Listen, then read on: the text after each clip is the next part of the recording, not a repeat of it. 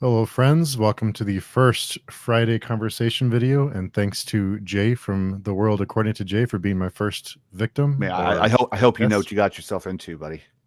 I think you should know me by now that I have no idea what I'm doing.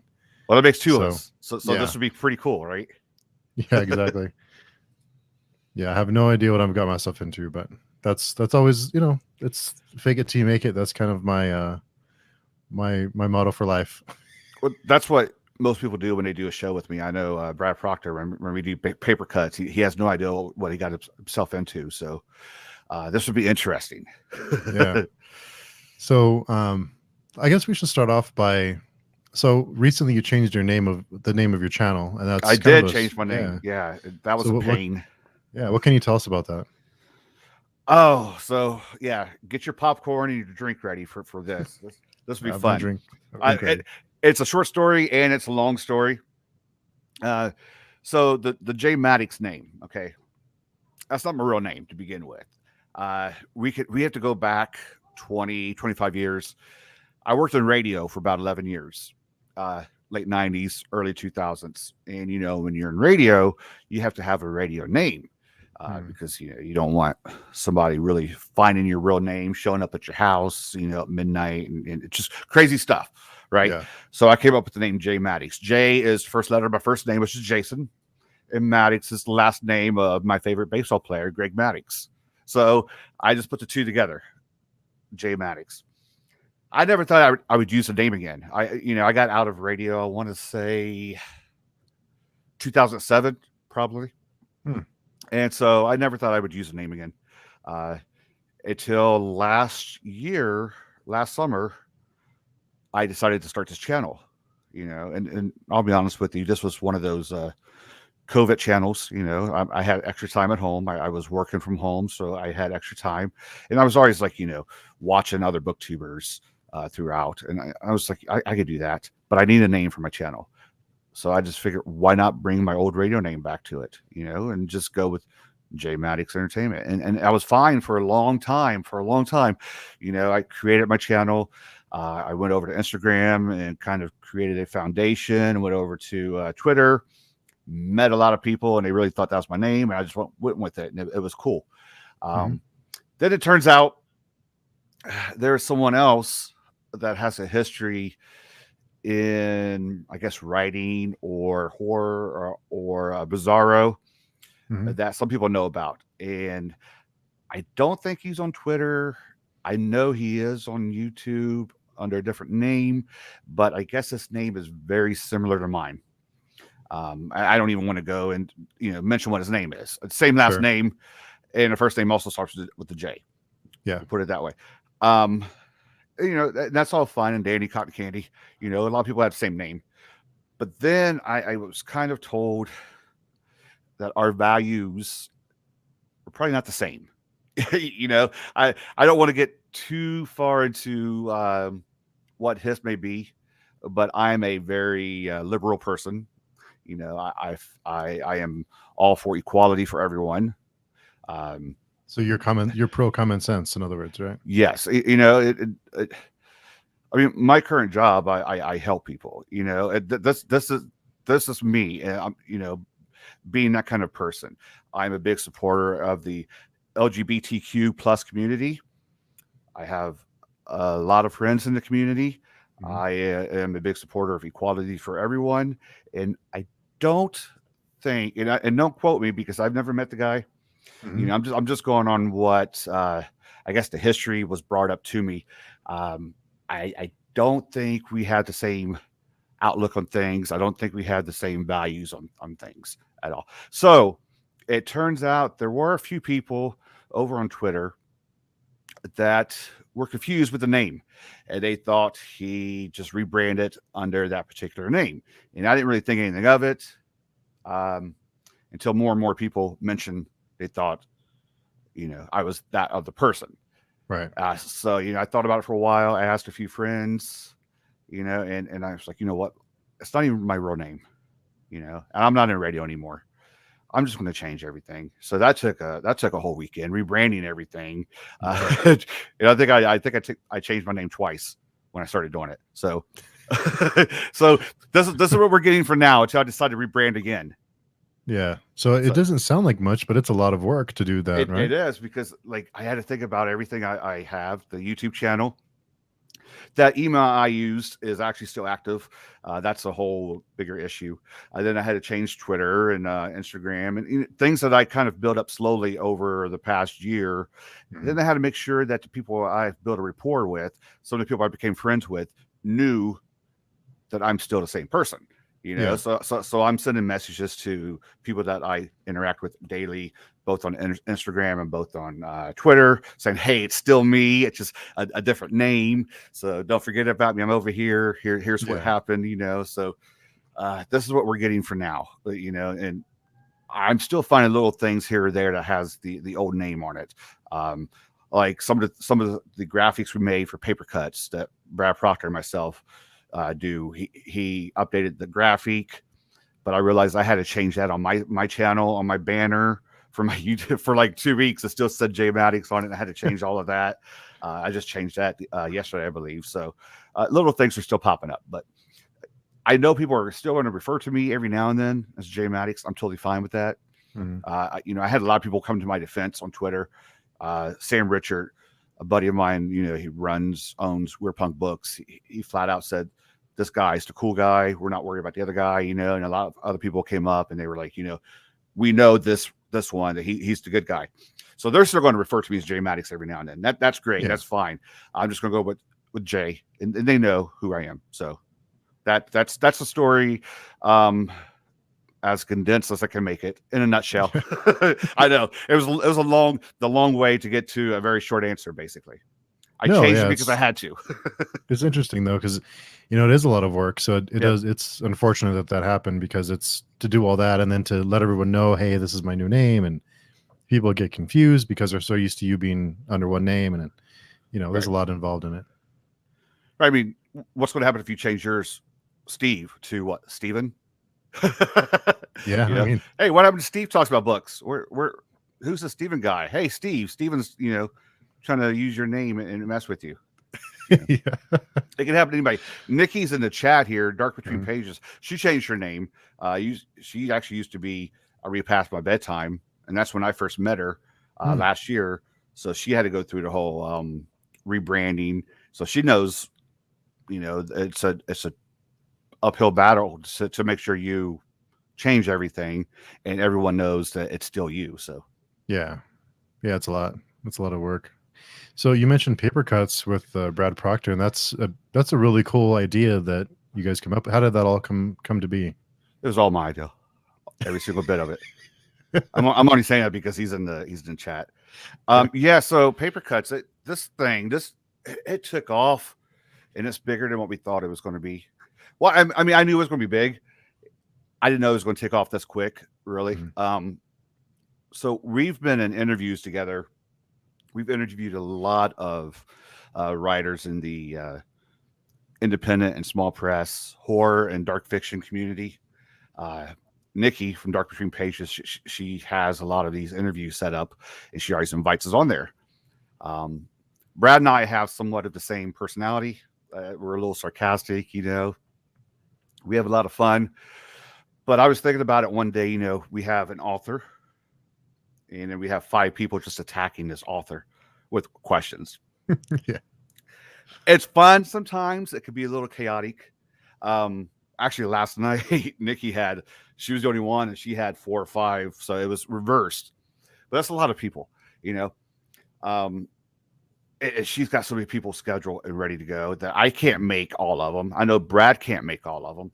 So we were talking one day, and I said, we ought to just come up with something for us where we would, invite creatives on. It didn't have to just necessarily be a writer or an author. It could have been like Sam Richard. He writes, but he also owns a publishing company. It just chat with them and make it more like a laid back, try to make it like a late night talk show kind of feel, Mhm. and that was the whole foundation of it. And then things started rolling, and we started putting things together, and it just took off, really. Mhm. And we have a lot of fun. We are going to invite some special guest interviewers on there, and we wouldn't mind doing a panel like we did before with Nikki. We had Leslie from Nerdy Narrative, interview people with us before. Kelly Hooked on Books. She's been in some interviews. So yeah, a lot of times it's been like 5-on-1, basically a little chaotic. And you don't always get your question out that way. Because you want everybody to take their turn. You don't want to take up all of the time of the whole show.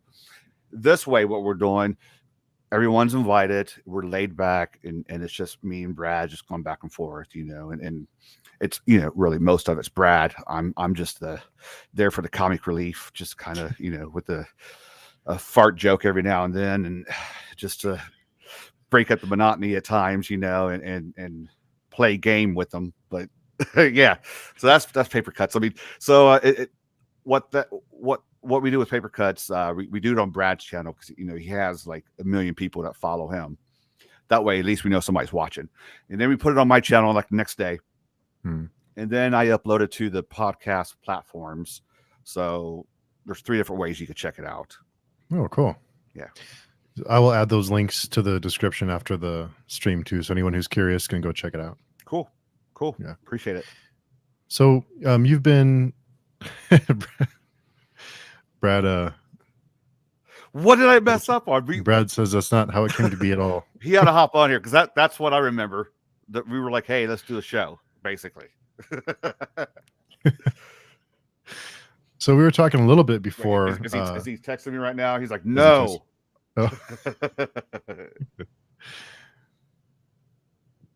No, he's not. Oh, okay. So we were chatting a little bit before the stream, and I had mentioned we were talking a little bit about Kev Harrison because he is a guest on Paper Cuts tomorrow, right? Yes. And Kev is somebody I started talking to over last year, and we chat. He's just one of many writers that I've connected with, over this past year since I've started doing this old social media stuff that I'm doing for an old guy. A lot of stuff to learn, but tomorrow, Kev Harrison. Yeah. And you had mentioned that you're actually in the acknowledgments that because I had mentioned to you, I'm reading Paths Left Untrodden for my short story September, and you had mentioned you are in the acknowledgments. I am in the back of the book. What is that like? Is that when you see your name in a book like that? What is that like? Tell me, because I'm living vicariously through you. Well, I didn't know about. He didn't tell me about it. He sent me an arc before the actual book came out and wanted me to check it out. So sure, I checked it out, and I always go to the back and see if there's anything special there. And I saw my name, and I had to look at it 2 or 3 times, and my head just blew up. Really, like that's the first one. I was pretty excited about that. I'm also in his latest one that dropped earlier this week. Below, I get another mention, so I'm going to have like a little collection of all the books I get mentioned in. So it's pretty cool. I mean, it's pretty cool. That's when you know some of the stuff that you are doing, some of the hard work you're putting in. It's awesome that the writers are appreciating the extra work you're doing just to help spread their name and spread their work out there. Yeah, definitely. And we had a question from NW Reader. When are you going to release a book of your own? Yeah, I get that question a lot. Yeah. Are you a writer? Do you write? I dabble, and the plan was to have a short story collection out sometime this year. And to my defense, this year is not over with yet. No, you have some time. I have 3 written that need some editing, maybe some expanding. I have probably another 3 in my head. But we'll see what happens, guys. I work a lot of hours. I have a couple kids. We want it now. Yeah. No, it will be sometime in this lifetime. How's that? And I think Christina's asking this because I've talked to her about doing the cover. Oh, cool. Oh, that's awesome. So if anybody is not following NW Reader on Twitter and Instagram, I mean, she puts some of her artwork and stuff. She displays it, and I've seen some of it. So, she's in the running. She's one of 150. I'm totally kidding. I'm totally kidding. She's probably the front runner of who I would talk to about getting a cover made. So I think that's why she brought it up. But she knows it. Yeah. No, that's cool. That's a good question too, because I didn't know you were writing. I wrote when I was younger, and through college and through high school. I actually won an award or two in high school. It's just something that's kind of got away from me, life.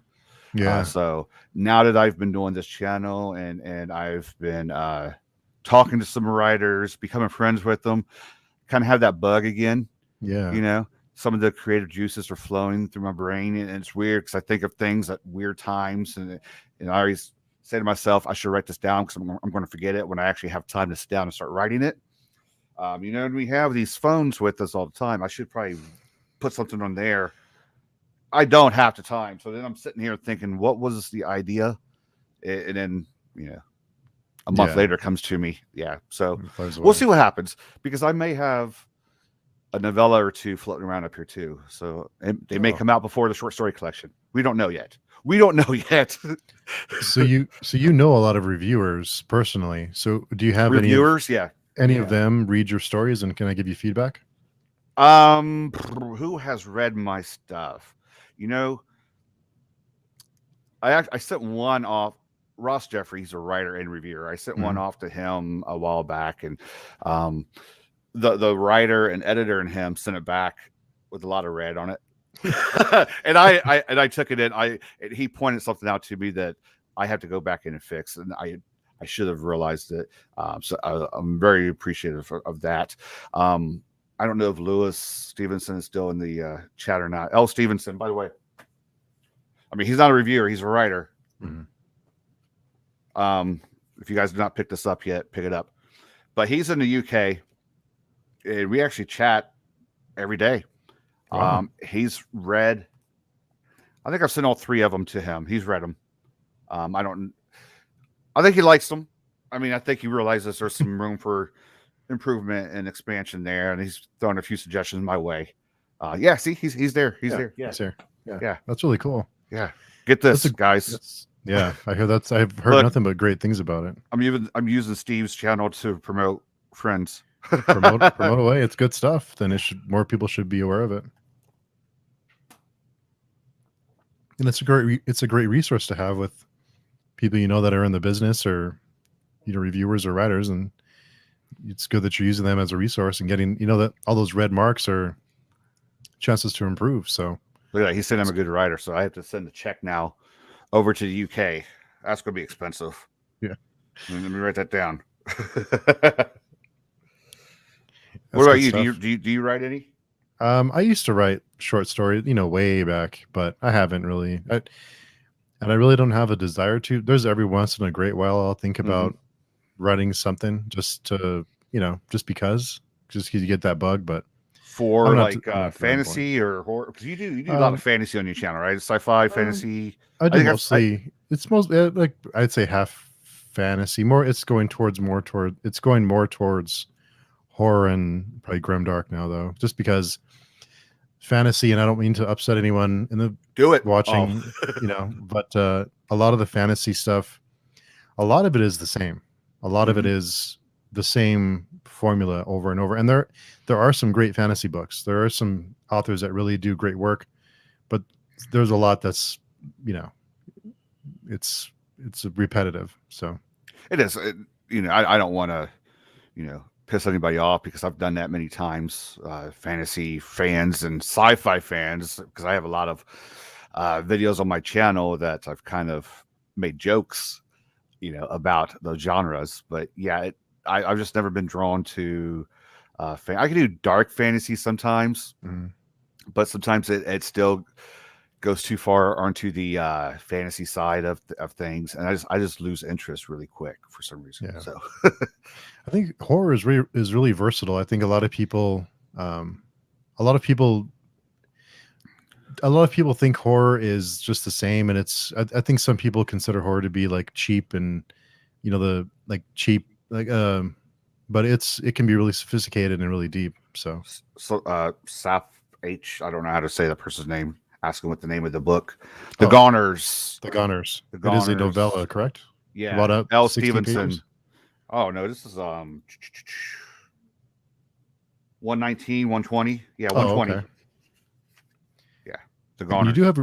do have a review of that on your channel, right? I do. Yes, I believe Leslie from the Nerdy Narrative reviewed it too. she did. Yeah, She did. nothing Yeah. but great things. So before we went live, we did talk a little bit before we went live about small press and staying away, not necessarily staying away from the bigger books, but just focusing on the smaller press and how satisfying that can be. So what is that for you? Do you ever think about reviewing the bigger, more popular books? That's a very loaded question. So when I first started my channel, I didn't really know what I was going to review. I was watching channels like Better Than Food with Clifford Lee Sargent, who's got like 500,000 subscribers, but he reviews, these philosophical, spiritual journey books and stuff, and I just liked the format of it. And a few others. It wasn't necessarily just horror.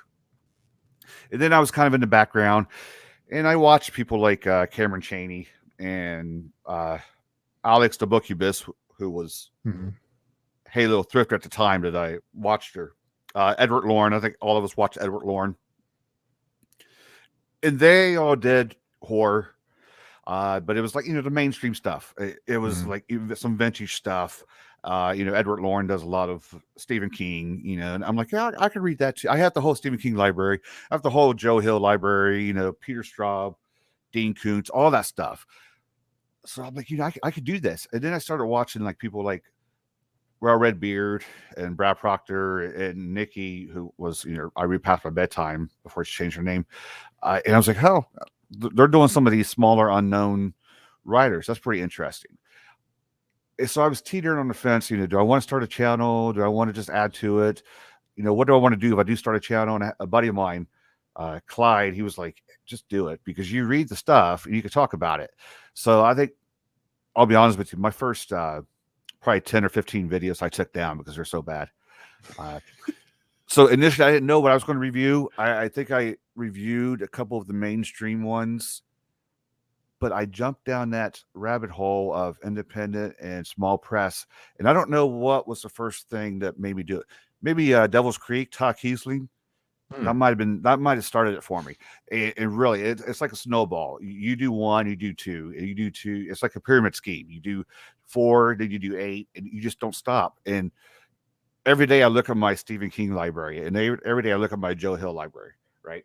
And every day I look at everything, all these other mainstream I have. I'm going to get to them eventually, but I'm so wrapped up now in this community of independent and small press writers who write horror and dark fiction, and I just get a better feel when I'm reading it because it's raw, and it's more natural.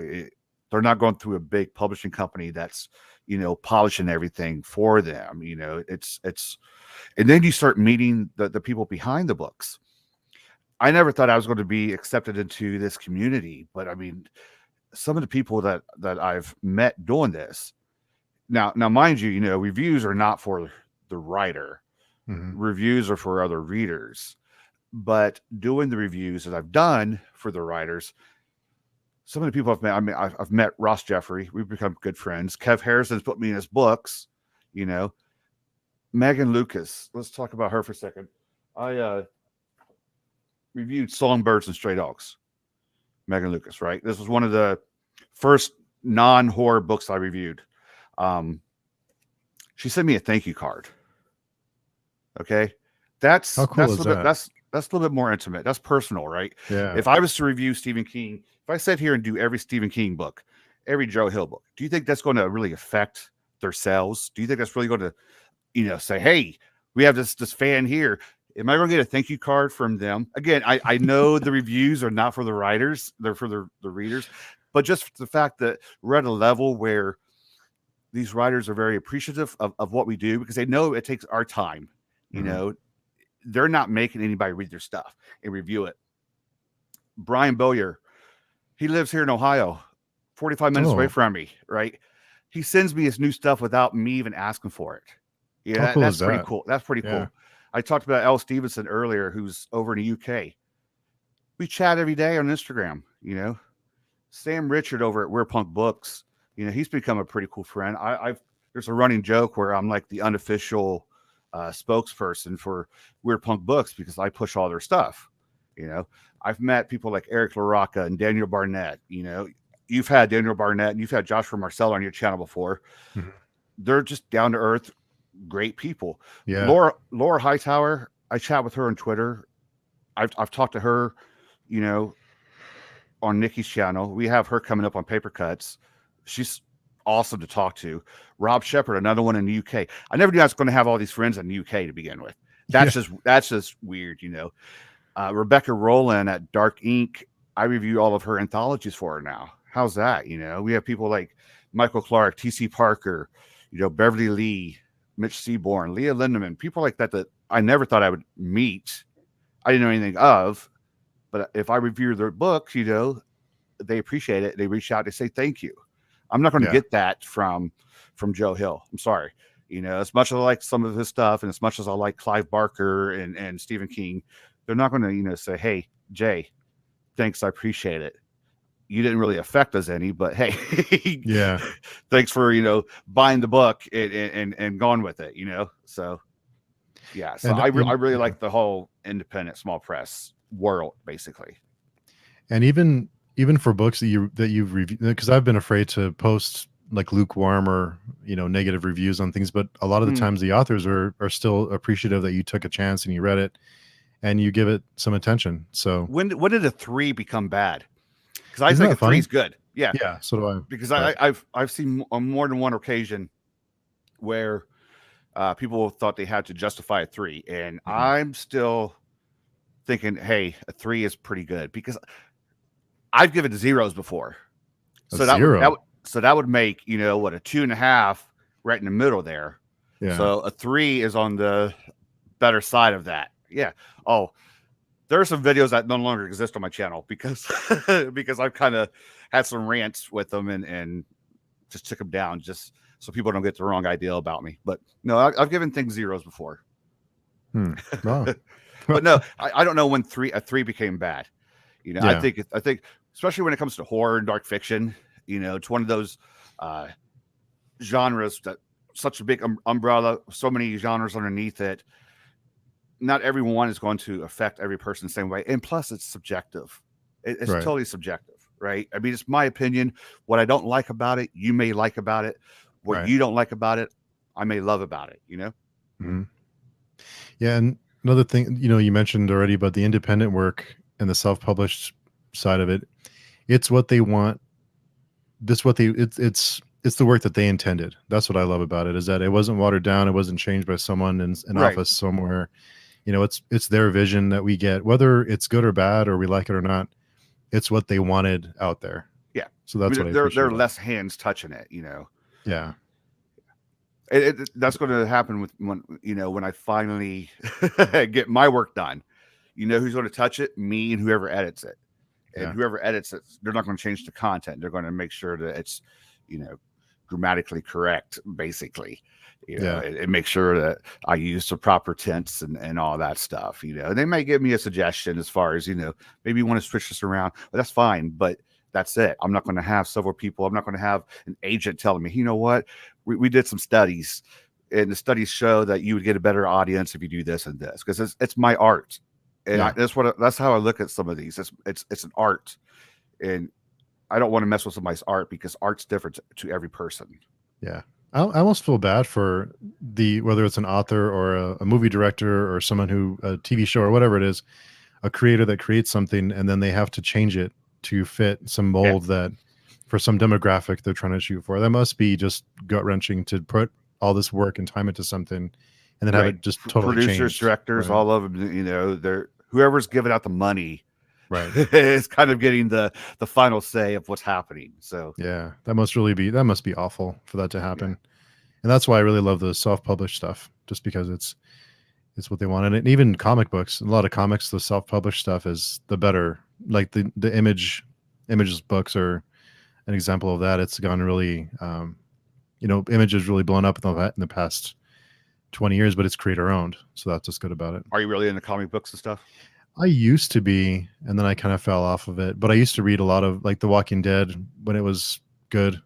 I never read those. See, It was to be honest, I used to love the comic book, and then the TV show got really bad, yeah. and I lost interest in the comic book. I mean, But I the had a comic lot. I book had is a really lot of good. comic books when I was younger. Yeah, Marvel. I was a Marvel guy. I had some Yeah. DC too, but I was a Marvel guy. And I was some of the independents I really liked. It got pretty expensive for me to keep buying them, Yeah. But just recently, well, I mean, this past year, I've picked up a few graphic novels here and there. I want to check out and kind of get back into, and because the storylines are pretty awesome through them, and then you get artwork to go along with it. So, Yeah. What books did you pick up?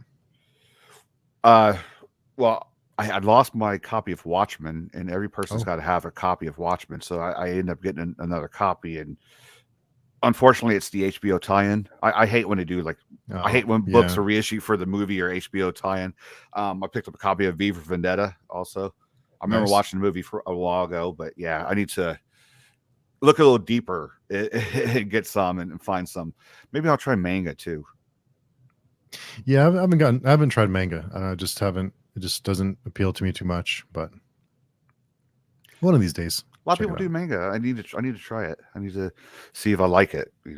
Check it out. Yeah, give it a I'll shot. put it on my list. My never-ending full lifetime TBR list. Because because if you saw my base, I'm in a dungeon right now. I'm in the basement. I mean, you can see I work right there. But I got books totally surrounding me, and this was the kids' play area at one point, but it's been overtaken by me working from home and books. Yeah. So, and we want to remodel down here either in the winter time or early next spring. So, I mean, it's going to be a bitch to get all the stuff out of here to remodel. Yeah. So, I'm not looking forward to it at all. And so you review books, you make booktube videos, you write, you work, you have a family. How do you find time to do it all and make it look easy?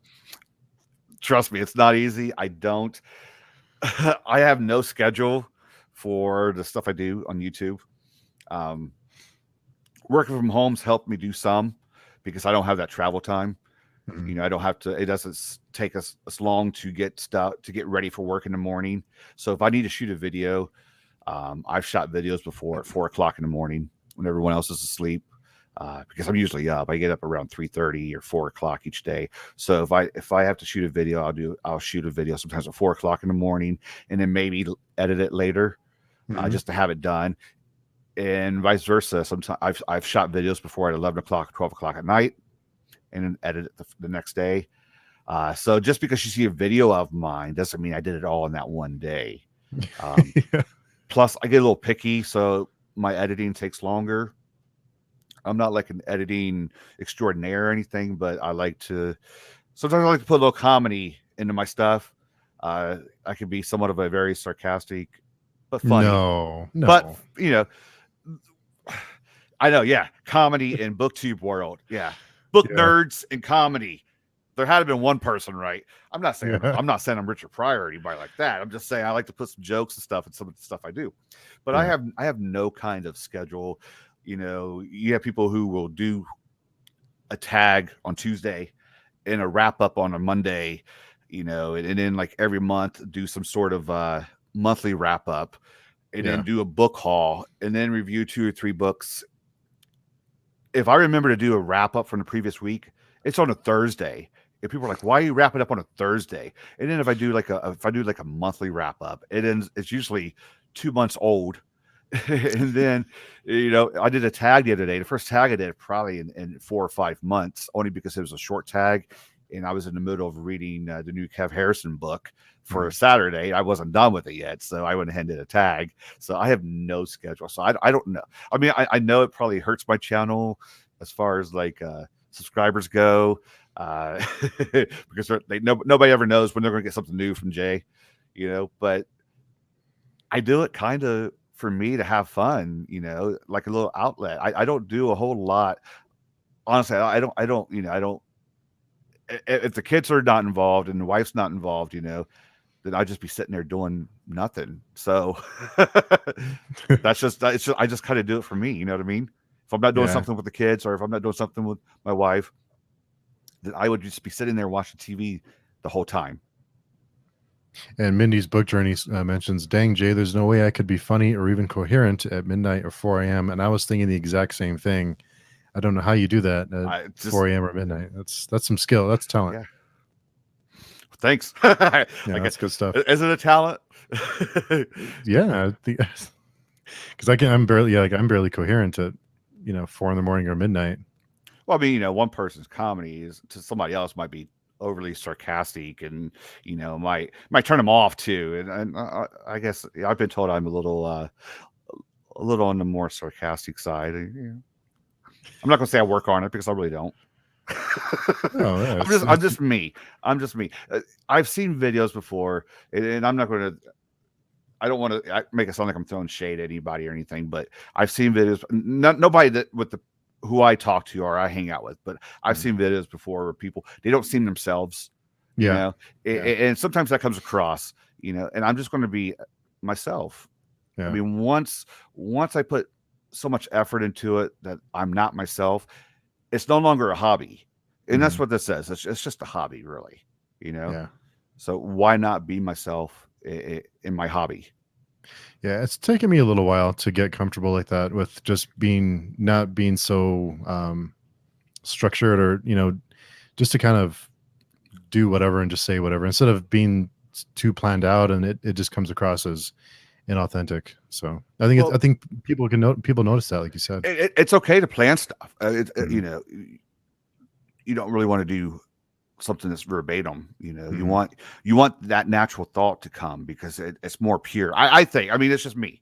Coming from like I guess you could say a performing background, because when I was working in radio, I had to be upbeat and talk to people, and interview people and do all that stuff. So maybe it came a little easier for me than some people.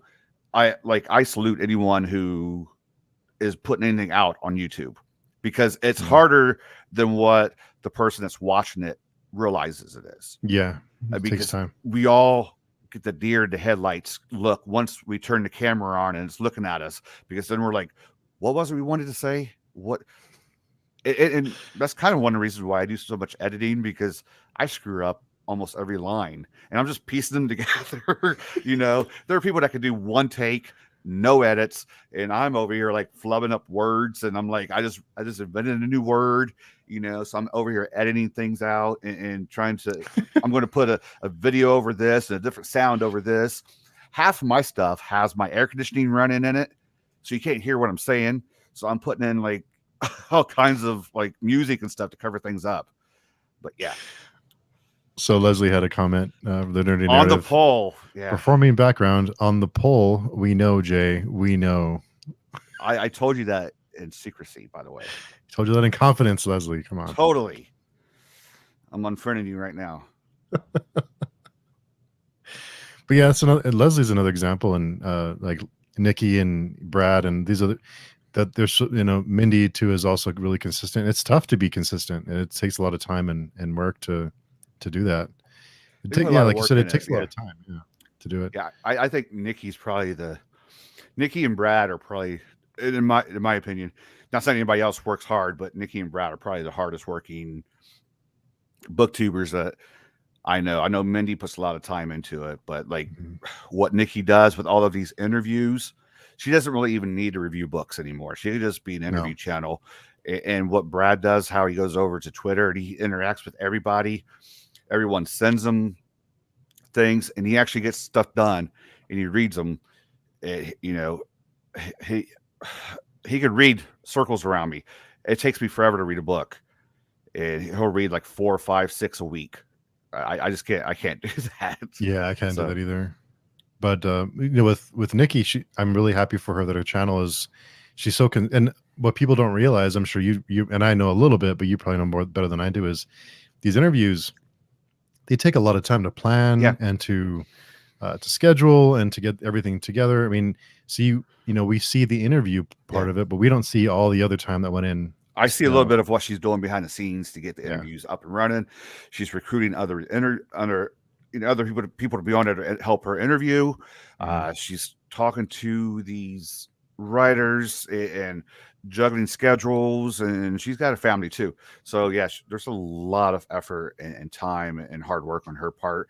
And then the interview starts, and you have to wonder, is it going to go an hour? Is it going to turn into 2 hours? So that itself, she's got to plan out a 2-hour block or 3-hour block in the day. That's not counting, getting ready for the interview. Yeah. And all the extra hours. So a 2 or 3 hour interview, she might have 25, 30 hours put into that week of setting it up. Yeah. And getting it ready to go. Yeah. And I'm happy for her that she's doing great with interviews, but I'm also a little bummed. Sorry, Nikki, that I don't get reviews from you anymore, because I used to love your reviews. So I have to go back and rewatch old reviews just to relive the feeling. But it's also good because I buy less books now. So yeah, there are some that I've spent a lot of money because, like Brad, I spent a lot of money because of him. Red Beard, Kevin, I spent a lot of money because of him. Ross Jeffrey, he reviews also on top of writing. I've spent a lot of money because of him. So those are the 3 I've always looked at as far as what am I going to read next? What am I going to buy next? So yeah, that's good stuff. And speaking of reviews, you probably get a ton of review requests. How do you handle I'm starting that? to get them now. I didn't for a while. Well, it can be overwhelming at times too. I didn't at first. Like I had to, establish myself. I'm not established. I'm people forget I'm on my own show. So I think you're pretty established. I mean, I think you're pretty well known in the community. It's a lot better now than what it was at this time last year. But yeah, I mean, I'm getting some requests. People were asking me to send me an arc to see, if I can review. Sometimes I feel like I got to get to it quicker. Yeah. If they send it to me, and I really don't. Most writers realize, that we have lives, and that again we do this for hobbies. So they're usually not hounding me. At least the ones that I interact with that I like. I have had some in the past send me, like an e-copy of their book, and then hound me every week to see if I was going to get to it or not. I've had a few like that where I've had to just back out and say, I do this for fun. Don't bug me. I'm sorry. So I try not to be rude about it, but yeah, it can be overwhelming too, because if I let it stack up, then that's on me, and I feel like I need to get stuff done. But yeah, I think NW Reader says, I don't get too many authors hounding about reviews. Yeah, I think there are a couple but I haven't really had any. I've had one that was a little not too bad, but just a little bit. But it's funny because some of these published books that hand out arcs, I've noticed that a lot of the reviews are 5 stars. That and I've been trying to pay attention to that on review sites like Goodreads and see the reviews, and a lot of the reviews that are 5 stars are, I received this book for free for an honest review. So that makes me a little wary when I look at a review. But it's consistent. See, I mean, I have a whole opinion about that. Just yeah, I mean, that's been brought up before. Yeah. I made it known early on that I was going to be truthful with my reviews. There are some, if you go back a ways, there are some videos where I totally did not like certain books. I'm not going to give somebody 5 stars just because they gave me an arc. I just can't do it. It's just not right. And most writers understand that, and they're appreciative of that, because again, they're giving us their work for free, and they just appreciate the fact that we are taking our time to read it. So we need to be honest. Okay. Now there's a way to be honest without being an ass. Okay. Yeah. Joshua Marcella would never let me live down the whole scratches thing. Okay. We have to hear that story. So. Yeah. Well, there's really not a story. Okay. It's just like, I never officially reviewed it. I didn't like it. I liked it up to a point, okay?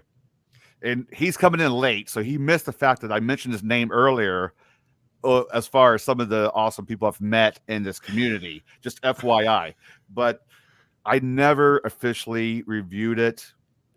I liked it up to a point until something happened and I didn't like it. But then I read his prequel sequel, and then I have a better understanding of Scratches. So it was just one of those situations where I had to read the prequel to understand Scratches more. Okay. And he's never going to let me live that down, which he's, by the way, a guest coming up on Paper Cuts next week. So. Yeah. That's awesome. It's all good. But as far as like the special 5 stars for the people who receive ARCs, you know, they're just giving everyone else a bad name in a way. And if any of them see this, I've said it before and I'll say it again. I'm going to be honest with my reviews. I give 3.5s. I give 4s. 5s. I give a lot of 5s if I'm blown away. Now, I take into consideration again, this is independent and small press. Yeah. Okay. I enjoy these stories more. I'm going to overlook a misplaced comma here, or, you know, a word misspelled here to a point, because I know they're using, you know, Amazon's KDP for, you know, printing them off, or, you know, a small press is getting them all done together. And it's different than reading like a Stephen King book who's got 25 different people checking it out, you know. So I'm going to overlook that. But yeah, I mean, I give 5s for ARCs too if I'm blown away by it, if I really like it, if there's something in it that really just catches me off guard and I'm like, oh, this is pretty cool. And I may be a little bit more lenient with independent small press, right, than I am when I'm reviewing something that's mainstream. But yeah, just giving somebody a 5 stars just because they gave you their book, that leaves a bad taste in my mouth, and it just it frustrates me sometimes, you know. And you see it too, because you read it and you're like, well, what did you really give 5 stars to? I mean, it was just bad. But then it goes back to the whole thing that reading is subjective. You know, maybe what I didn't like, somebody else liked. Yeah, exactly. And the nerdy narrative, Leslie said, on the other side of that coin, how about when the author that you don't like one of their books and they never speak to you again? Yeah. Has it ever happened to you? Yeah. Really? Yeah. You don't have to mention any names, but what can you tell us about that? It happened to be, you know, one of the people. I had several people bugging me, when are you going to review this? When are you going to review this? So I reviewed one and it was okay. Okay. And I gave it a 3, and that 3 was kind of generous. Mm-hmm. So I started reviewing the other one, and I just kind of, I told them in a, you know, just a side message, you know, a private message. I was like, I really don't want to review this. I don't like where it's going. I just, if I was to review it and be honest, it's not going to be a good review. Okay. And I'm letting you know ahead of time as a courtesy, because I don't want to make a video and say this thing was garbage, you know, and blah, blah, blah, and all this stuff. I never heard from the person again. Wow. I'm like, okay. I mean, that's fine. I was trying to be nice and honest. I mean, first of all, who am I? You know, I have like the least amount of subscribers of anybody in BookTube world, you know, and I'm just some dude that's sitting in my basement talking about somebody's book. Did I start a fight in the It looks like people want to fight you over Severed, because Severed was Scratches is what I didn't like at first. I have more appreciation for Scratches now. See what you've done, Joshua Marcella? I mean, do you see what you've done? No. After I read Severed, I was like, okay, cool. Did I just freeze? You're frozen, but it's a good pose. You're good. That is pretty cool, isn't it? Look at that. Not too bad. It could be worse. It's like my driver's license. That's weird. Why did I freeze? I have good internet, people. Anyway, so yeah, that is kind of weird, isn't it?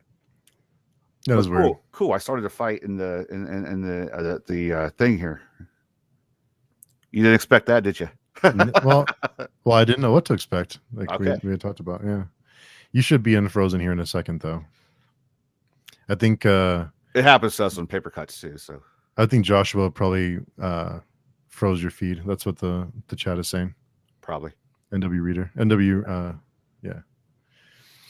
How many times have I mentioned paper cuts? By the way, because it's in my contract. I mentioned it like at least 10 times. I think. Oh, did we lose you? Did my camera die? Yeah. What the heck? It is a cool little icon now, though. So All right. could be worse. All right. Super. That's good timing, isn't it? Yeah. All right. Now we get the radio effect. Well, you are from radio and have a radio voice, so hey, there you go. There you we got go. It. Yeah. That's kind of scary. I got a show tomorrow. I got to check in to see what the problem is with that. It's better you find out now with me than on paper cuts. Yeah. So, you know. So what are we missing here in the chat? The booktubers I've gotten to know are great. Thanks, Lewis. Yeah. Yeah. A lot of the booktubers that I don't really. The only ones that I'm careful with is the ones who always give 5 stars, who are consistently giving 5 stars. Yeah. That was the ones. I know. I totally went off on a tangent there, didn't I? I just was. Let me step down from my soapbox. No, this is what it's all about. I totally make it sound like that I'm the most purest reviewer. I'm not. No, I don't think so. Really, if you look at people to chat, like I watch Josh. He's sincere with this stuff. I mean, he's flat out. He'll tell you if he didn't like it or not. You know, he's just straight to the point like that. So, nerdy narrative, I don't know because she does a lot of fantasy, so I wouldn't even know if she was fibbing it or not. Honestly. She does a little of everything though. To be fair, yeah, she does a lot of fantasy and stuff that I'm like, what? I don't know who that is. Yeah. Yeah. So let's see. So yeah, she's gonna go play D&D now. So guilty as charged. I know. Nerd. Go ahead.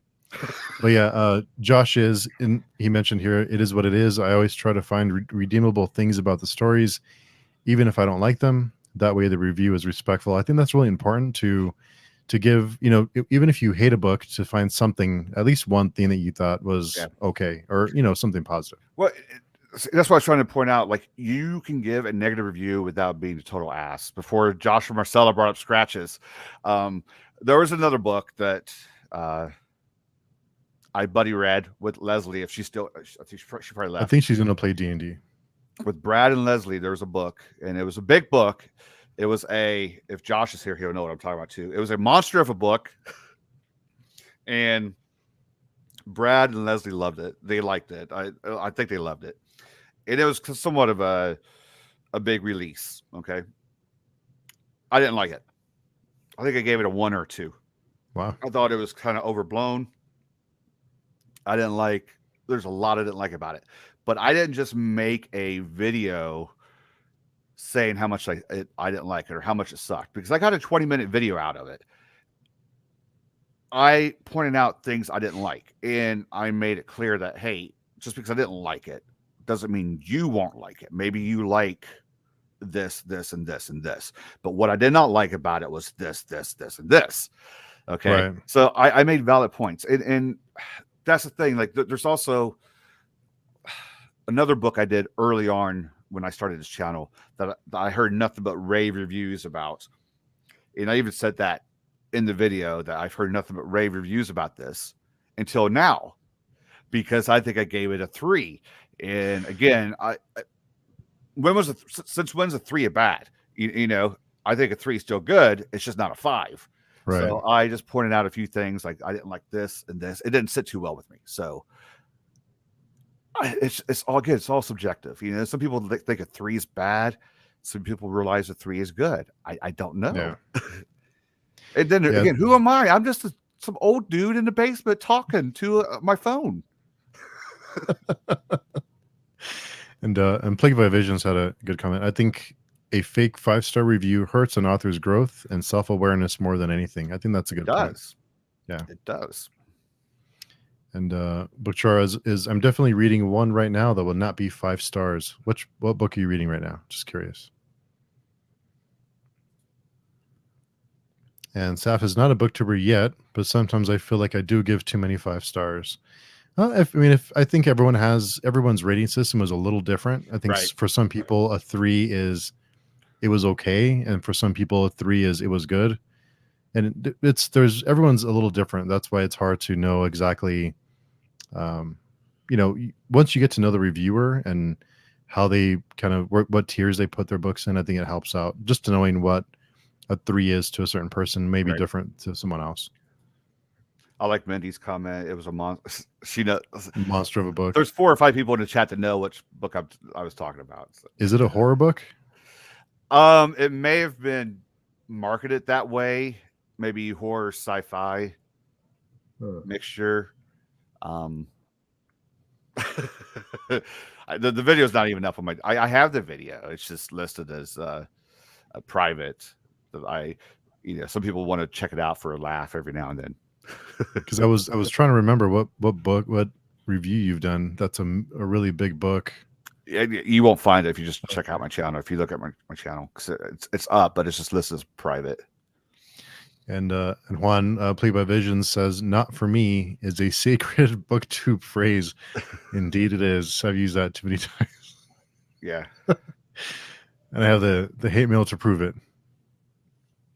See, NW Reader saying a 3 is meh to her. Yeah, everyone's different. There's no right or wrong, or it's just everyone has different. But if you compare it to like a horror movie. I don't know if you ever looked at ratings for horror movies. Usually movies are rated on a 10 scale.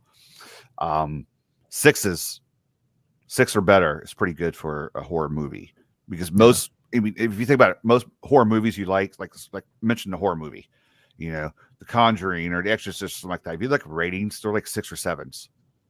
Yeah, on a 10 scale. So if you look at a book, a 3 would be a 6. If you think about it that way. What I find interesting is that it's funny because a lot of people use 0.5. So let's say a 2.5 or a 3.5. Do you prefer a 10-point scoring system or a 5? Or a follow-up to that would be, do you use 0.5s? I do use 0.5s. Even on Goodreads, even though Goodreads doesn't allow the half stars, I'll put it in the body of it. Yeah. So and that's also deceiving too, because you'll put 5 stars because are you going to round up or are you going to round back? Right. You know what I mean? So if it's 4.5, I have to click 5 stars, but I'll put 4.5 to start things off. So you round up. Yeah, I round up because I don't want to punish them because they deserve that extra half.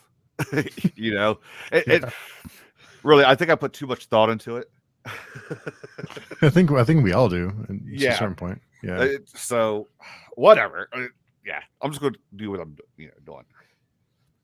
And Real Reads is here. He's on hiatus. Hope you come back soon. You take a little break. Hopefully you'll come back refreshed.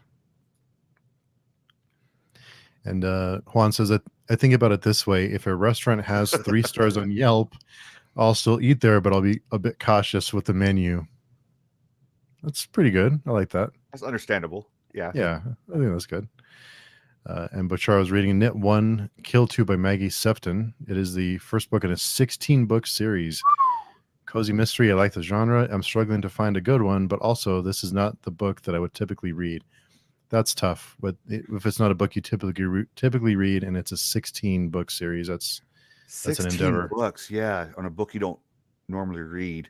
Like I step out of my comfort zone of dark fiction and horror every now and then, and I'll look at like a Southern Grit type, David Joy, Donald Ray Pollock. Megan Lucas was totally out of my comfort zone, and this was my favorite book of last year. So you'll find some gems every now, and you'll find some that you struggle with. I'm struggling with one right now. I don't want to go too deep into it, but I'm going to give it a good, give it some time, see if I can adjust to it. So give it a chance. Yeah. So who decided we should have a 5-point scale? I want a 10-point scale. It's my wife, Brandy, with that comment. But it's that's what's on Goodreads and Amazon. I mean, that's what I was. Yeah. And everything doesn't have to be earth shattering or the most amazing thing you've ever read. Sometimes things are just a fun ride, and I enjoy it for what it is. I think that's a good point. Yes. Sometimes it's just okay to be a fun, cozy read, or a movie, or whatever it may be. Yeah, I mean, I don't know if I could sit here and go through every factor that I would give for 5 stars. It's just something that you feel when you read it, you know, or 4 stars or 3 stars, you know, because there's no way I'm going to sit here and try to figure out what's going on in my brain. That's scary. That's a whole different channel. Yeah. So have you ever gotten hate mail from a viewer from a review you've done, whether it's a good review or a bad review, or negative, nasty comments?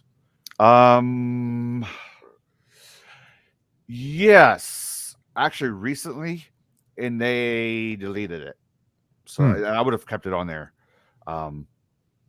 It's the Eric LaRocca book that's always the center of controversy, because I enjoyed the hell out of it. It was something different. I enjoy Eric LaRocca's prose. I think he's got this prose that's just so smooth flowing, you know, and I boasted about it in the whole video.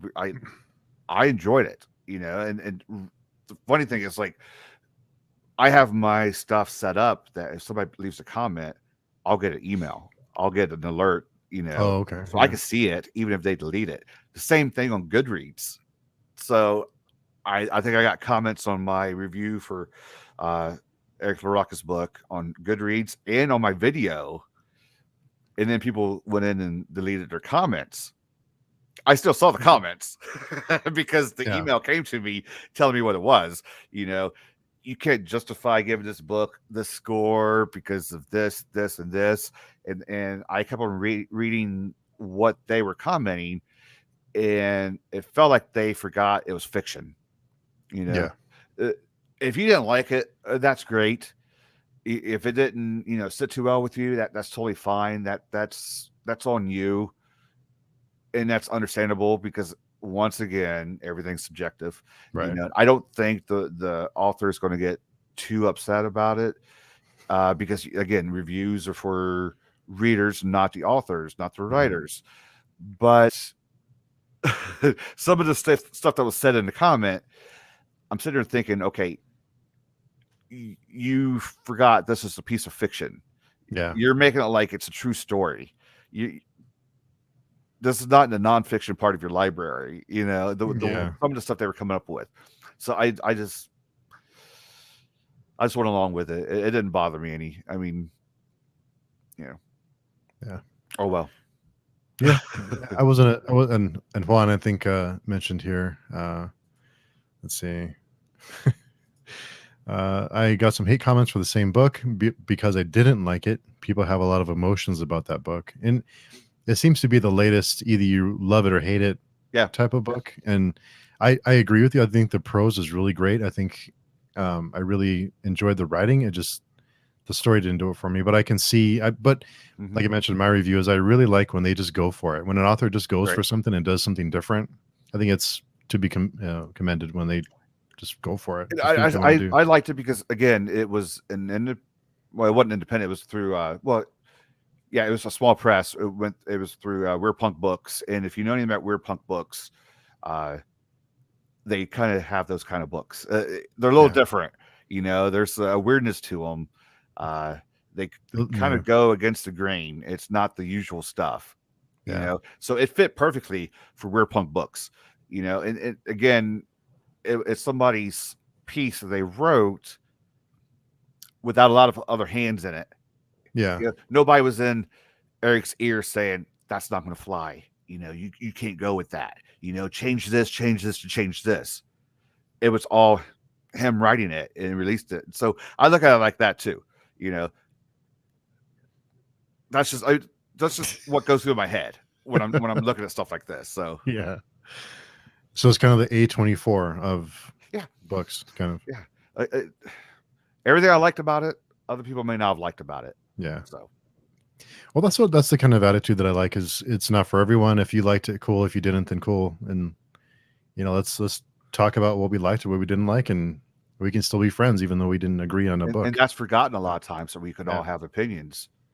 Because I've had some comments before on some of my videos like, no, this book was garbage, and I'm like, okay, well, it's my opinion because it's my channel. And this is what I felt about it. So yeah. And I mean, you just really opened up a huge can of worms with this discussion, by the way. No, I think it's an important discussion to have, because I think some people have this mentality that if I enjoy something, everyone has to enjoy it, and if you don't, you're an idiot. And it's like, no, we all like different. And if I don't enjoy something and you do, then I'm happy for you. I'm glad you enjoyed it. Good for you. And I hope you watch it or you read the book over and over and you love it every time. And I'll read something else, and we can. It's okay. We like different things. There are a billion kind of books out there. Go find something else. Yeah, there's a ton of different books out there, and I wish I could read all the books that I want to read. It's just I can't keep up with all of them. So you got hateful comments for rating a book 3. See, again, I raised this question earlier. When does a 3 become bad? Yeah, I thought it was good. Yeah, you would think so. But Josh mentions that book is very, very polarizing, and it is a love it or hate it type of thing, I think. Yeah. Marcella wants to talk about content warnings. Just we can. I think well, let me hold on a second. And we're not going to. No, it's but fine. I think most people. For me, with content warnings and the discussion I wanted to have. I just said that because he actually says that in the chat. No, yeah, I saw that. But the discussion that I thought was important to have was it wasn't necessarily whether or not they should exist. It was just who should decide what goes into them, that kind of thing. It wasn't. It took a turn. So I'm still. What I saw from that conversation. I mean, I don't want to take over your show with that whole stuff, but yeah, from what I saw from the conversation, it seemed like somebody was getting confused with censorship and content warnings. Yeah. And they're two different things. Yeah. A content warning, I look at, it helps preventing your stuff being censored. Comparing it to the MPAA, putting a rating on a movie or a parental advisory on a piece of music, that was a bad analogy. Because again, movies, they have to censor certain things to cut certain things out to make that rating system. Right. A parental advisory on a piece of music, it's still in, several F-bombs and sexual content is still in those songs. It's just now has a warning on it. Right. A content warning, it's just, hey, this has maybe a scene of this and a scene of this in it, it could cause issues. It's just letting it's a considerate way of letting the reader know, hey, if you suffer from, if this happened to you, you may not like this, but it does not change that the writer put it in the book. They're not being censored at all, because nobody's telling them, hey, you can't put that in there, take it out. If somebody was telling them you can't put that in there to take it out, then that's censorship, but they're just giving you a fair warning up front. This book's not censored. Here's what it might have. That's just, I mean, that's my point of view. I don't want to take over your whole show about that. No. I still wake up in the middle of the night, content warnings, out of the blue. But no, I think, is that your ringtone? Content warning, content warning. But I didn't really used to have an opinion on them. I wasn't against them or for them. I just didn't really have an opinion. And then I talked to people like Joshua or other friends I have. They explained to me the things that they've been through and the things they've experienced and how much it affects them. And I've been fortunate enough to not be affected by things like that. And I'm thankful for that. But also I think it's important to understand that not everyone is that lucky. So if it's in the back of the book or somewhere where if I'm not interested in reading the content warning, I don't have to, it's in the back, then what's the problem? I mean, what's the big deal? If the author wants it there, then why not? Now, I will say if there's a content warning that says, extreme graphic body horror or something like that, and then I read it and I don't feel it's very extreme and graphic, I'm a little pissed. I'm kidding. If you're going to have it and say it's pretty bad, make it bad. Yeah. If you have that in there and then, hey, this guy fell off a cliff, Like, come on now. Yeah. You Well, have me I mean, all pumped up for something gruesome, something good. and we don't get it. Yeah. But no, I think it's an important discussion to have. I think it's worthwhile. It's a worthwhile discussion, but unfortunately, not everyone Yeah, is. I don't want to take over your yeah, hill. no, That's beyond us. yeah, yeah. But like I said, it's like Juan says here, content warnings. I have a meme on my channel now, so that's funny. That should be your new little logo. No, I've been trying to hide for that for a while, but that went a direction, yeah. So it wasn't fun, but And aren't you yeah. like, man, it had to be my channel too. It had to be my Well, discussion. it had to. Well, yeah. It was just, and like I mentioned on one of my other updates, is it was just I was so excited about having so many talented people. Yeah. I mean, it's I just saw the show. crazy. I mean, you had Daniel Barnett and Josh Marcello on there, and I've talked to both of them before. Yeah. I mean, super I nice guy. I mean, super talented, really Yeah. down to earth people, and for it to go that way was really. I mean, I was really bummed out. I was bummed out for days after that, just because of the. But and it was only about 10 minutes, but it still Yeah. bummed me out. Well, I didn't mean to bring up bad memories for you. Yeah, I'm still getting over it. I know, But, he's like, when I'm ever talking to this guy again. Screw No, this. it was I think it's a good. I think it's a good discussion to have. I think it's important. But Lauren Lullaby says, I hate when content warnings give away the plot. Has ruined my experience, but before I always do appreciate them mostly. But people that read horror and grimdark know to expect that sort of thing. So But how's that give away the plot? Like, that would be a pretty in-depth, long content warning. Like, if it says yeah, may involve graphic nature, let's say it's got sexual abuse, but what if that's just one little part of the plot, though? yeah. I think it's when they're really specific. And I think she may be referring to videos like review videos. Okay, I got you. So, I got you. yeah. Okay. Yeah, but yeah, I don't want to get too in the weeds with it, but yeah. We'll have to cut pieces out. No, yeah, no more editing. Yeah, that was a thing. It was a crazy week in the booktube community there, but thankfully and we talked a little bit before we went on about the horror community and booktube and how many great people there are in the booktube community and how supportive they are. Yeah. And I've met some really, I mean, just wonderful people, and all we have in common is just books, and we have different views on other things, but we have books in common. It's just a fun, it's a fun conversation to have. I mean, that's really one of the reasons why I stick with independent and small press. You feel like you're on the same level, you know, and you really talk to the person behind the book, and you see, wow, this person likes the same music as me, or likes the same sports as me, and they're same kind of thinking style as you, and you find that you have stuff in common. And you know, I probably interact more with people on Twitter and Instagram and through YouTube. That's in the, you know, horror and dark fiction small press independent community than I do a lot of my family. So so I've made friends with a lot of them and interact with them daily and do stuff. So I never thought it was going to be like this, really. Yeah. It just kind of happened. I didn't do it by myself. I had some help from a lot of other reviewers, and you know, Nikki and Brad introduced me to a lot of people. Ross Jeffrey introduced me to a lot of people. So yeah, without them, I mean, my stuff would be non-existent. Yeah. And Hala mentions, I think I'm the opposite. Feeling seen by authors is a very different experience for me, and it's a bit of uncomfortable and intimidating. It can be. Yeah. And you know, there's sometimes, you know, I've made some friends, some like Jeff Lane.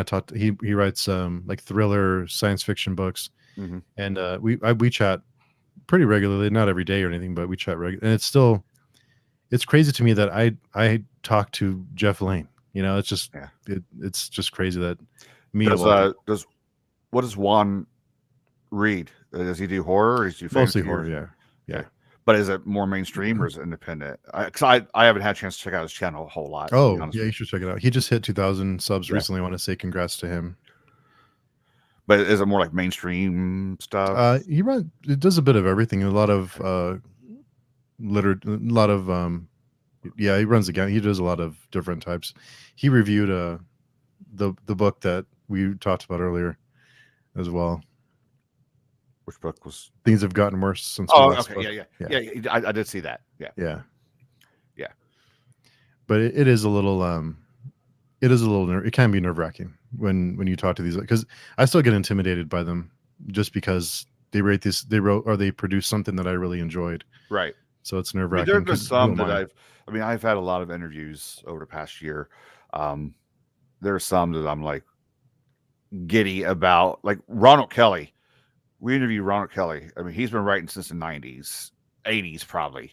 You know, he has hung out with Stephen King. You know what I mean? That was a pretty cool experience.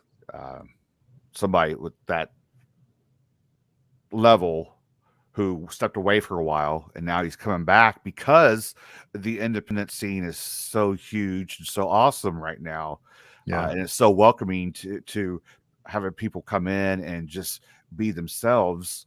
I was a little intimidated on that interview, and I was a little intimidated when I first joined the community and all that stuff, because I was wondering if I was going to be accepted or not, you know. And there's a big group of people that have accepted me, and it just feels different, and it can be weird at times, but yeah, like it can be weird. But you know, you got Joshua Marcella. He's in here making a joke that we've joked about for the past year, you know, and we're cool with it, you know. Yeah. I'll talk to Lewis probably later or tomorrow. I was talking to Ross Jeffrey earlier about something, you know. They're on the same level. How cool is that? Yeah, How that's cool what I'm is saying. that? I mean, Yeah. they're real people. That's just all I got to say about it. They're real people. So, and Mindy's book journey commented, I remember the first author that commented on a review of mine. It was a huge high point and thrill of my booktube channel. Yeah. And there was a discussion. I think it was more of the fantasy community. There was a discussion about authors commenting on reviews because an author saw a review that they didn't agree with, or there was something, and there was a discussion about a character in the book, and there was a whole disagreement about whether or not authors should be commenting on reviews. What are your thoughts on that? I don't think they need to be combative with it, and I've never had that issue. I've had authors say, "Hey, thanks for checking it out. I totally appreciate it," you know, and oh, this makes me happy you reviewed it, and we're putting it out there for them to see. But you know, again, it goes back. I don't want to sound like a broken record. Reviews are not for the writer; they're for the other readers. But writers will appreciate it, you know, and because they know that you don't have to read your stuff. The fact that you took time out, however long it takes to read a book, a couple hours, a couple days, they know you took your time to read their stuff, and now you're talking about it. I would hate to see a writer get on there and be like, "Screw you! I can't believe you didn't like my book, and you know, don't buy any more of my stuff," and blah blah blah. That would be pretty unprofessional. I would hate to see that happen. And I haven't had that happen to me. I don't know if that's happened to anybody that I chat with or I hang out with. So yeah, I think it was a pretty popular fantasy series. There was a discussion about a particular. That's the fantasy world. Yeah. I can only speak about our fun-loving. I know it's weird saying fun-loving, but then say dark fiction and horror. Put all those words together. And it's funny that you mentioned that, because we talked a little bit about this too before we went live, but the horror community, and I wouldn't have guessed it, but they are the nicest people. They are. That's the most supportive and nicest people you'll find. It's like not that other ones aren't, but it's like meeting a motorcycle gang, and they're the nicest ones. They all have kittens with them, and yeah, you know, it's like yeah, they're super nice, and they're loving, and they you know, promote each other. That's real big. They're all supportive of each other. There might be some, but there's not a lot of, you know, digging each other behind their backs and Yeah. bashing, don't read this work and stuff like that. There's a lot of them that promote each other. Yeah. You'll get Ross Jeffrey every day. Hey, if you guys haven't checked out this book yet or this book yet, check it out. So they're Yeah. very supportive of each other. Yeah, exactly. And Juan says, I tend to read mostly older stuff. Yeah. I'm used to my authors being dead. So when he So has a negative review, yeah, exactly. he doesn't have to worry about it. Yeah. They're not going to come and comment on his video. And if they do, then be afraid. It'll be like a long lost cousin or brother or somebody of them. Yeah. Somebody in their estate. So what are you reading this? And Mindy has 2 cats on her lap right now. So what are you reading this week? What have you been reading? I read the latest release from Rare Punk Books by Ali C. To offer her pleasure. Mm-hmm. It actually doesn't come out till August 31st. August 31st. Yes. Yeah, I have that arc too, but I haven't gotten to it. I read that. Awesome. Again, I'm a big fan of Rare Punk Books, so they're a little different. I just finished Below by Kev Harrison yesterday. Wrote up a little bit. I need to make a video about that because he's on the show tomorrow for Paper Cuts. I think that's number 11, Brad, if you're listening anywhere. Paper Cuts tomorrow at 1 p.m. on Brad's channel. We'll be talking to Kev Harrison. And that's 1 p.m. Eastern? Yes, 1 p.m. Eastern. And that's all I've read this week. I'm trying to figure out what's next. I need to look at our schedule as far as Paper Cuts because we try to make sure we have some material for every guest read ahead of time. Yeah, that's the tough part, right? I know we have Joshua Marcella next week, and I've read Scratches and Severed. There they are again. So I'm sure they'll come up. So I may have a little bit of a cushion. I can try to get something else from my backlog and try to get through. But yeah, I have a never-ending TBR list. It's like I'm a hoarder. I gotta get a handle on this. Do you read? Which non-horror books do you read, or have you read recently? Non-horror? Yeah. Is that also non-dark fiction? Define dark fiction.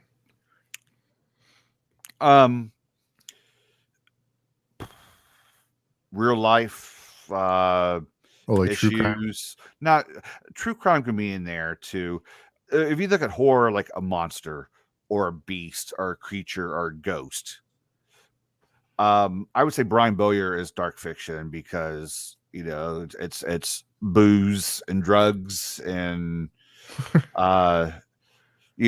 being wasted sometimes, trying to deal with personal issues, just dark stuff, Mm-hmm.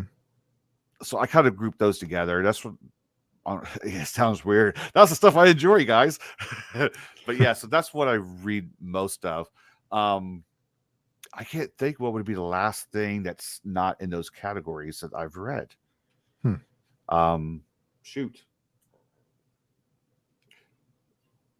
Because like I said earlier, I do read some Southern Grit stuff too. So we're talking like Donald Ray Pollock, Megan Lucas, David Joy, stuff like that. I need to read Betty. Everyone's read Betty. I need to read Betty. Yeah, I need to read that too. So that's on my list to get started sometime in the fall. I think I could concentrate better in the fall and winter because I'm not outside and the weather is different. And that would be something that I need to concentrate on. So I don't know. You caught me off guard. I'm not sure. Oh, I did read Run Flew Over the Cuckoo's Nest. Thanks, Brad. That was actually for his book club. I read that. That was in January or February, I think. Wow. How'd you enjoy that one? I don't know if I did or not. I think I gave it a 3. That's not bad. So not bad, again, right? again, it was good. It wasn't the greatest, but it wasn't bad either. So yeah. And Lewis Stevenson says Leah's stuff. That's right. Thank you. Wisps of Gold. That's more like a murder mystery thriller kind of book. So thanks, Lewis. Appreciate it. See how much we help each other out. Exactly. Because my memory is horrible. Just FYI. I mean, Yeah, mine too. I can relate. Definitely. I'm glad Goodreads makes me keep track of what I've read because I won't remember when it comes to the end of the year stuff. Juan says, I actually love 19th century romances, but I'm scared of reviewing them on my channel. I feel like everyone would unsubscribe. Booktube branding is a difficult thing. No, if you rate it and you want to review it, you might open yourself up to like a brand new audience. You got, I mean, see, he's talking about people unsubscribing. There's too much thought into subscribers and people unsubscribing. Just I could go on a little rant and tangent about that. Too much emphasis on people with, I gotta get subscribers. I gotta have 1,000 subs or 2,000 subs or whatever the case may be. If you read it and you want to talk about it, it's your channel. Just do it. You might open yourself up to a brand new audience. Or alternatively, he can create a new channel. Mr. Morningstar mentions just created a sub channel called Plagued by Kisses. Could always do that too. Yeah. I mean, honestly, I know how many subscribers I have, but my views would say I have more subscribers, and I don't want to say it in a way, like I appreciate the subscribers I have, right? It because there are people who are interested in what I'm saying. They realize, okay, I'm using a social media outlet that uses audio and video to talk about something in print. Print is like a dying breed, but we're using audio and video to talk about print. And there are people subscribing to my channel to hear me talk about something in print, which with this day and age of social media and kids and their tablets and their smartphones and stuff. Read a book. What's a book? Nobody really, it's like a dying breed, but yet I have a social media outlet like Twitter or Instagram or even a YouTube channel that's using audio and video to talk about something in print. So I have this amount of subscribers subscribing to my channel to listen to hear what I have to say about a book.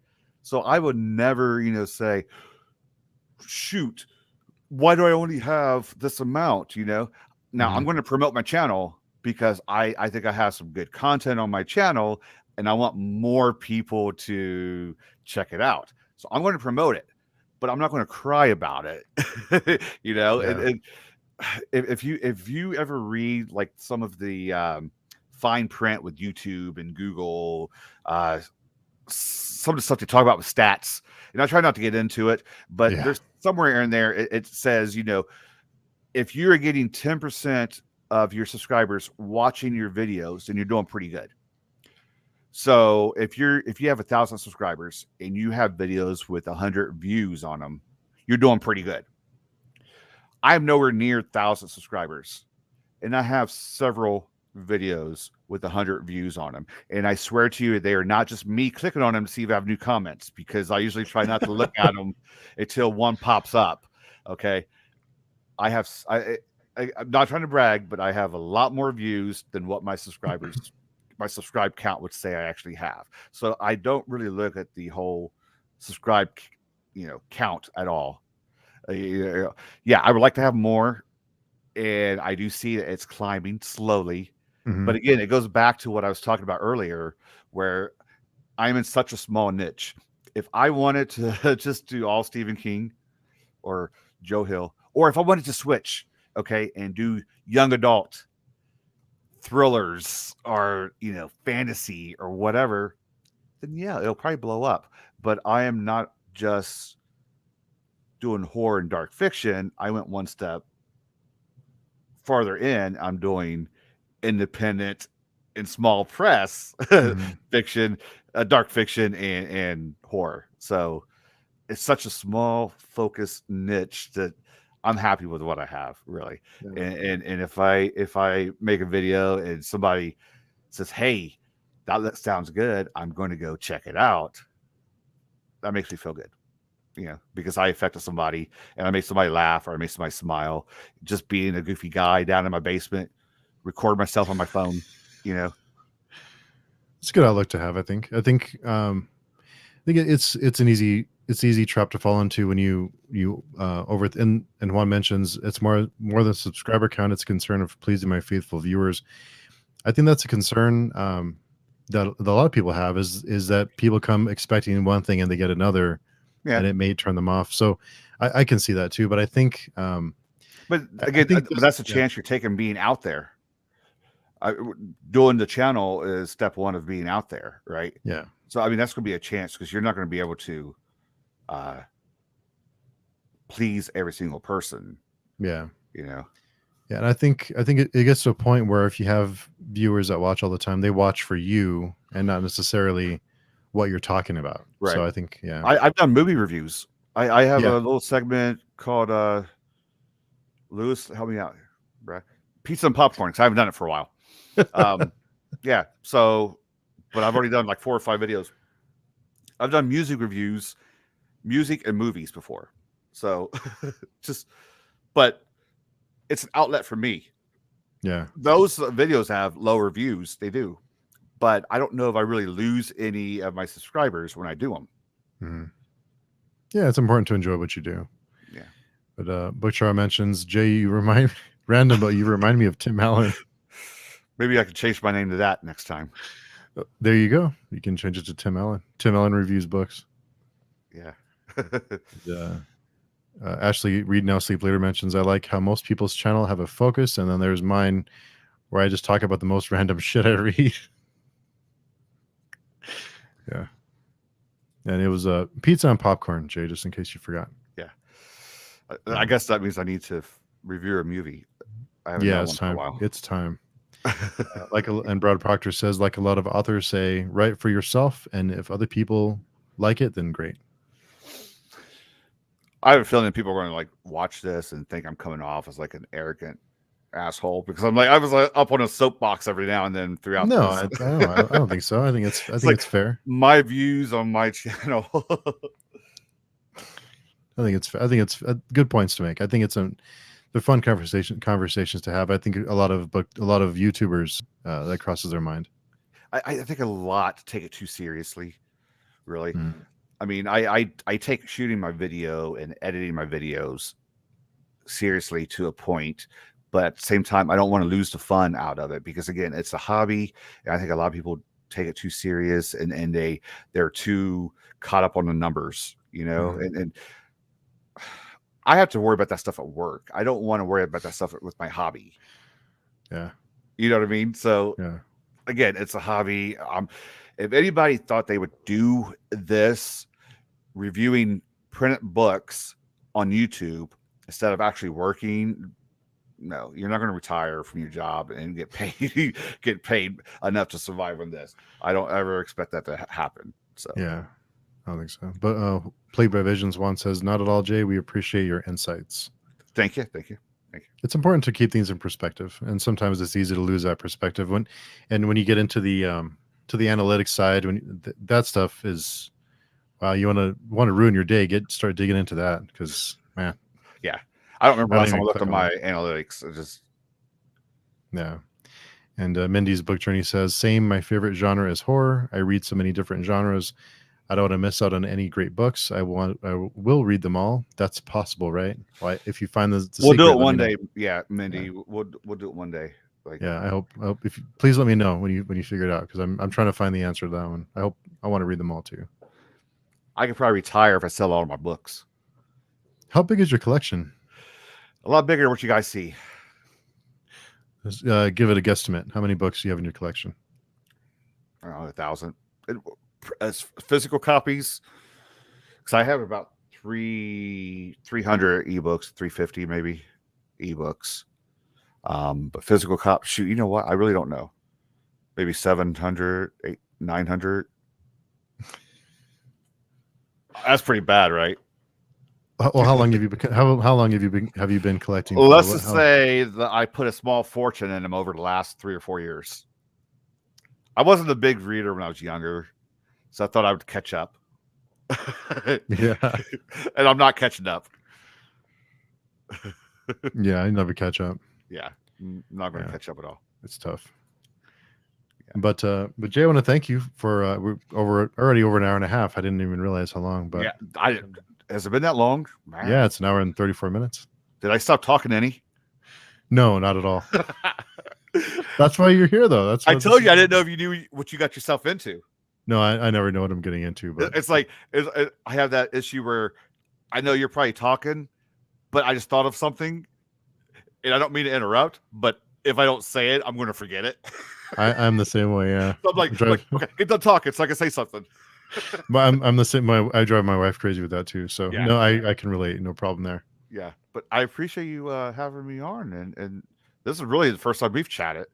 I mean, we Yeah. chatted comments and Discords and Twitter and stuff like that, but yeah, technology these days, first time. Where Yeah. are you living?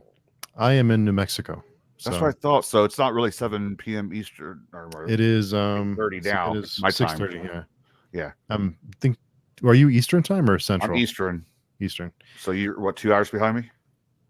Yeah. A couple of years ago, we drove through Ohio on our way to New York. So didn't spend too much time there, but Well, I mean, you can get through it in 2 hours. yeah, it's Yeah, very you green. It depends on what part. You might, if you were northern part, it's flat. Southern part, hills. I think we went through Columbus, if I remember right. Okay. Yeah, I forget what highway it was. But before I let you go, and I totally forgot, but I wanted to ask you this question. It's a very important question, and I totally forgot because we got into book reviews and stuff. But so I understand you're a Pearl Jam fan. Mhm. So it's actually a 2-part question. Okay. Your favorite and least favorite Pearl Jam albums. Go. 10's always gonna be my favorite. Okay. And Okay. gosh, am I allowed to say least favorite? Oh. If we're going on, let's go with the shortest one, Backspacer, only because it's short and not a lot of Mike McCready solos. There you go. Interesting. There you go. So I mean, 10's 10, always. huh? I think everyone's going to love 10. I mean, don't get me wrong. The first. I mean, you could throw Yield on there. You could throw No Code up there. You could throw Vitology up there. Oh my God, do we have 3 more hours to talk about this? I meant to ask you before, and then I Gigaton. I love. They're one they released last year. They was getting ready to go on tour, and they were going to be here in Ohio, but it all got canceled. Gigaton's great. That, and for them to be doing it for 30 years and still releasing an album like that, I mean that's remarkable. I don't care. I mean, really, we could. Oh, you just open up a new can, buddy. Yeah. Yeah. But yeah, it's been a while since I've seen them. But I think a case could be made for. You mentioned Yield and No Code. I think a case could be made for Yield. I think Yield maybe they hit their peak. I think it's up there. But I think every album's got a different sound to it. It I'm does. that Like, guy. yeah. I'm that guy. Yeah. And this is gonna. If Pearl Jam fans are watching this is gonna piss a lot of people off. I'm a Matt Cameron guy. Well, how can't you be a Matt Cameron guy? Well, because there's always been that whole who's the best Pearl Jam drummer, and everyone loves Dave Abruzzese, and he was great. Don't get me wrong, because Versus and Vitology, awesome. I think he did a lot of Yield too. Jack Irons was, if it wasn't for Jack Irons, then Eddie would have never met Stone and Jeff. Okay. But I was not a biggest fan of his drumming. I thought Matt Cameron is like a drumming god. So in my book, to be the drummer in Soundgarden and Pearl Jam, come on. Yeah. Interesting. So 10 and Gigaton. Well, 10 because I mean, you can put 10 and just hear things that you didn't realize at first. We got to stop this. And one mentions Pearl Jam sounds like an ointment. And that's probably why they call themselves that too. Pearl Jam sounds like an ointment my grandma used for her cankers. They were almost named Mookie Blaylock, so it could have been worse. Yeah. Interesting. Okay, cool. Yeah, I think 10 is kind of the default. I think 10 is, you can't go wrong with 10. I mean, exactly. Yeah. And then the others are going to be whatever mood you're. I listen to more live stuff than I do. It's weird to listen to a studio album every now and then because I've listened to so many different versions of every song live, and my wife gets mad at me because like if we're listening to something in the car, if we're listening to like satellite radio or something like that, and just a Pearl Jam channel, and a live version of whatever comes on, and she turns it down so she can say something. I'm like, don't. It's live. She's like, it's not like you don't have 137 different versions of it at home right now, which is true because I have all their concerts that they've ever done in some way, shape, or form. So you that was my next question. So you did buy the I know that for a while there they were selling each concert, the live version of each concert. You bought all those? Yeah, they still. Actually, I was the guy that was paying $50 for bootlegs before they started doing it. They started doing it in 2000. In the year 2000, they wanted to do it in 1998, but Sony was like, "No, we're not on board with this." When they were with Sony at the time, then they did it in 2000, and when they did it in 2000, they had like 17 or 18 of those shows show up on the Billboard Top 100 all at one time. And Sony was like, "Oh shit, we should have done this before." And so since then, they've done it, and they haven't had a record contract for years. They've been doing everything independently, but they do everything through their fan club now. So if we're talking like next day. After the concert, you can download a FLAC copy of it or an MP3 of it. Yeah. Oh, I didn't know that. Through their website, as long as you're a member, you could, of course you're going to buy the show you go to. That's how I buy most of them. You can buy it straight from them and they will put it on a CD for you with the track list and everything, or you can just get the digital copy yourself. So yeah, I have a lot. So just want to mention really quick to Saf. She was asking about buddy reads, and yes, Brandy reads buddy. She buddy reads a lot of books with me. She complains that I have her read too many books. But 2001, it must have been April or maybe March in 2001. They came here, so it may be in your collection if you have them all. Most likely. Yeah, most likely. So good stuff. Right on. Well, thanks again. It was a fun conversation. For having me. I don't know how much of this actually is worth listening to, but I go off on tangents and little rants at times. Well, that's why it's fun. It's just a laid back, casual conversation. We broke the mold for your new show. Yeah. Well, this is the inaugural video. So normally I'm doing an episode of Paper Cuts right now. Yeah. Well, I'm really glad because it worked out. So anyone who's watching who wants to come on next week, I do have a guest, Joshua Marcella, in 2 weeks, but I don't have a guest next week. So if someone's interested in coming and chatting, I'm harmless. So let me know. It's a fun time, casual thing. So, I appreciate it. I totally appreciate it. Right on. I want to thank you again for making some time out of your Friday night. And thankfully your Paper Cuts schedule. And so you have tomorrow Kev Harrison on Paper Cuts at 1 p.m. Eastern. 1 p.m. Eastern, yeah. Okay, so be sure and we're going to be doing it on Brad Proctor's channel. On Brad Proctor's channel. If you miss it, it'll be on my channel the next day, and plus it's going to be in podcast platforms. So Spotify, Apple, Google, wherever you listen. It's like 6 different platforms that we put it on. So you'll listen to it at some point. Yeah, well, it's great stuff, and it's I really your channel was an inspiration for what I do, just the small press stuff, the indie stuff. It's fun to talk to you after seeing your channel before I started mine. So I appreciate it. I really appreciate our worlds combined, because I was looking at you as like a fantasy guy, sci-fi fantasy. I now that you're doing more horror, we can have more conversations about this. Now we can talk. Now that I do more horror, that's how it just dickish, didn't it? Yeah. I can deal with that. Okay, I got you. It was a joke. No, I know. I'm just playing. But thanks everyone for tuning in. Thanks for the great chat.